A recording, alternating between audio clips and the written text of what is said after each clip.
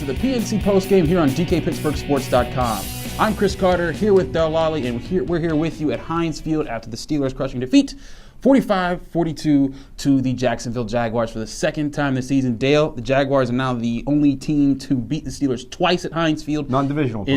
Non-divisional play, thank you. But twice at Heinz Field in the same season, and now they've done it twice. Once at Mike Tomlin's first year, and now in his most recent. Yeah, it's a disappointing loss. I think, especially in that locker room, you heard a lot of guys. I don't want to say they were shocked because they knew the Jaguars were a good team. But I think they were 13-3. They came into this game expecting to win because that's what they've done so often. When you think back about it, they finished the last season on an incredible roll, 9-1 in their last 10 games last year. So they were 23-4 over the last 27 games. And this team had just gotten accustomed to winning. And even if they didn't have their best game, their A game, I think they started slowly today. Obviously, it was 21-0. They fought their way back into it, but it wasn't enough. It wasn't enough. But again, like you said, you saw that fight in them every step of the way. When they were coming back and they were fighting, you saw Ben Roethlisberger just heaving it downfield to Antonio Brown. All four of their first touchdowns came from 20 yards out or more. It was just it was insane how the Steelers kept fighting in that way. But you saw every time they kept getting closer, Jacksonville would either make an answer. They would have an answer. Blake Bortles, as much as we've talked about him, and as much as people have talked about, he held himself together. He didn't make the big mistake, and he made some key throws. And let's be honest, he's not a good quarterback. He's not a good quarterback. He's not a good quarterback. The Steelers lost this game to a one-dimensional football team. Yes. To a football team that was largely one-dimensional. They allowed the rushing yards. They came into this saying they weren't going to allow Leonard Fournette to run wild on them. They looked at that 181-yard effort that he had early in the season, and they said, that wasn't us. Well, as it turns out, it was, and this team missed Ryan Shazier more than any of them wanted to admit. And that's a key factor. He was here at the game today, and they talked about how there was an emotional impact in that, but obviously it just didn't have enough to carry over.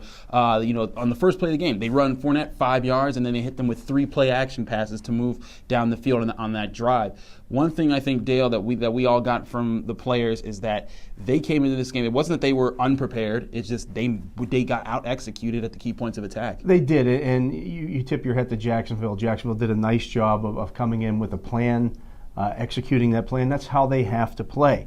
But they can rely on their defense for some stops here and there. And they got 14 points basically out of that defense because they get the turnover early in the game on the interception in the red zone at the 18-yard line that set up a Fournette touchdown run, and then they get the scoop and score. Yep.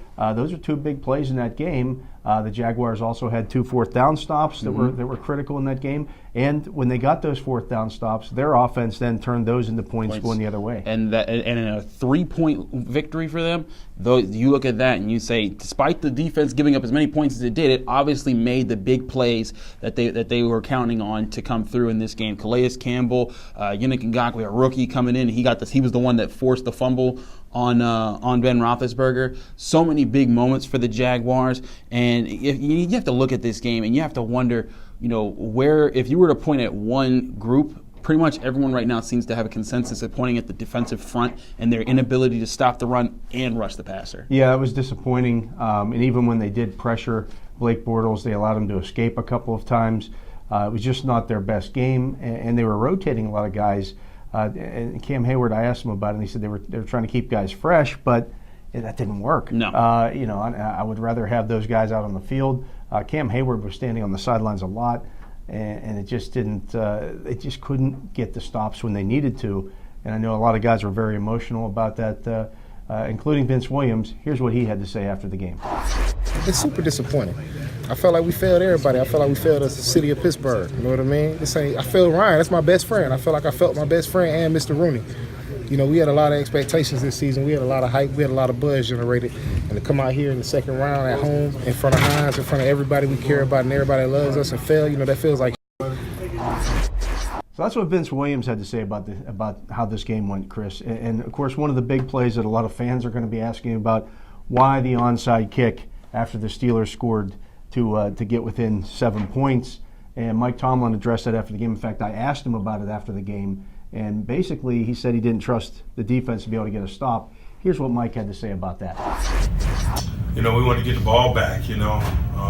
We hadn't stopped them convincingly enough to take any other approach, in my opinion, and it was my decision. So as you can hear, that was not a ringing endorsement of the defense. Of course, they didn't get the stops when they needed to in this game, and it's very frustrating, I'm sure, for the head coach when you come up with a plan and you can't execute it. You just get out executed. Again, I look at Leonard Fournette's production over the second half of the season. Basically, since the game against the Steelers, he had been averaging 3.4 yards a carry. Yeah. And he left this game for basically a quarter and still rushed for 100 yards because the Jaguars were able to convert on a bunch of third downs. I think they finished the game, if memory serves, 8 for 14 on third downs, and that includes one at the end of the game when they were just basically setting up a game, what turned out to be a game-winning field goal. Right. So 8 for 13 and ones that mattered, and that really was a killer for the Steelers. They had them in several third and long situations late in the game, and they couldn't get them off the field. And that's what I think is really vital, because early on in the game, you saw that they were getting 3rd and 3s, 3rd and 2s, and we said in the pregame show that's not what you want, because that gives you the run-pass option. Bortles has mobility, and then you have to think a lot more. They finally got them to those 3rd and 9s in the beginning of the second half. Still couldn't get off the field. Right, and it was in the beginning of the half, they got one stop, and then Blake Bortles went right back to it. Really, the offense and defense did not play well off of each other today. No. Again, which is something they've had pretty much all season. Yeah, when the offense had a couple of fourth downs stopped in this game, the defense didn't hold up in those situations. When the offense turned the ball over, the defense didn't hold up in those situations. You turn the ball over at the 18, and you immediately on the next play give up an 18-yard touchdown run. That can't happen.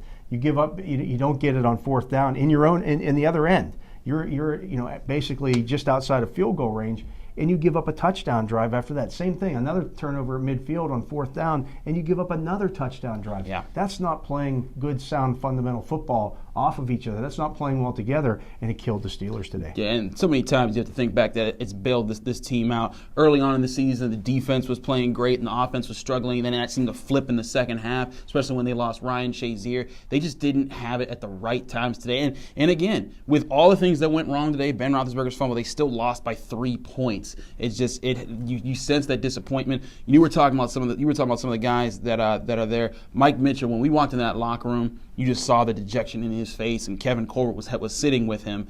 He didn't really feel like talking to anybody, and you got to feel for the guy because this is probably his last ride. No, he was not releasing him at that point. No. That's not going to happen yet. Yeah, you have to wonder.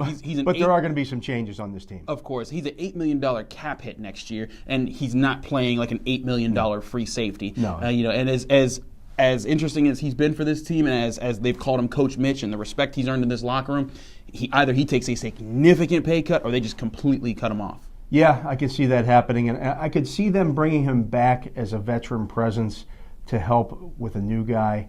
They're going to bring in a new free safety. Yeah. Now, whether that guy is through the draft or through the free agency, that's going to depend on what happens with Mitchell. If Mitchell takes the pay cut, maybe they just go the rookie route and try to work the rookie in. Mm-hmm. If it's not, it's got to be a veteran guy.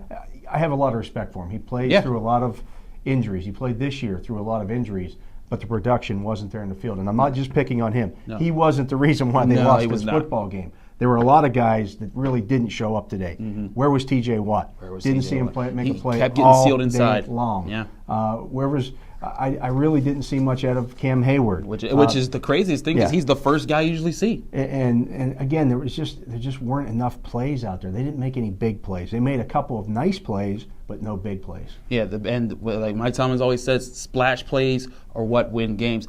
Let's flip it back for our last segment about the offense, and not just this time, but future going. I sat with Ben. I sat in the press conference as Ben Roethlisberger talked about it. And this is the 500-pound, 5,000-pound gorilla. Yeah, 5 million pound gorilla in the room, and he was asked about his future in the NFL and with the Steelers, and he had this to say. I will be, like I said, I don't know about contracts and who's coming back, but I know the guys up front are, and that makes it good for me, and so I look forward to next year with those guys.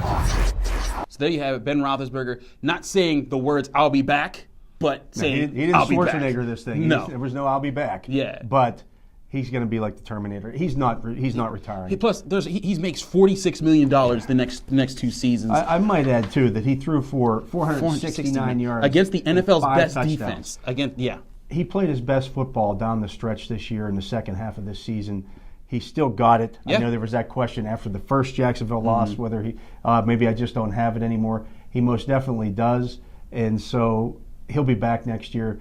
The offensive line is going to be back, and he told those guys as long as they're back, he's coming back. So he'll be back next year. Yeah, he said in that clip, the guys up front are signed the contract. That's the biggest thing I know. There's a lot of question about Le'Veon Bell. We'll get to that in a little bit. But I think the biggest thing is they know that they're going to get their star quarterback back. This team has a lot of youth on it and a lot of potential. Just got a lot of questions as far as who they're going to invest into position-wise for next year. Absolutely. Well, from Heinz Field, this has been Dale Lolley and Christopher Carter. Please continue to follow us at DKPittsburghSports.com. We got a lot of great post-game action. We'll be continuing to cover the playoffs for you. We'll also be getting ready for you for next season. From Heinz Field, thanks for watching.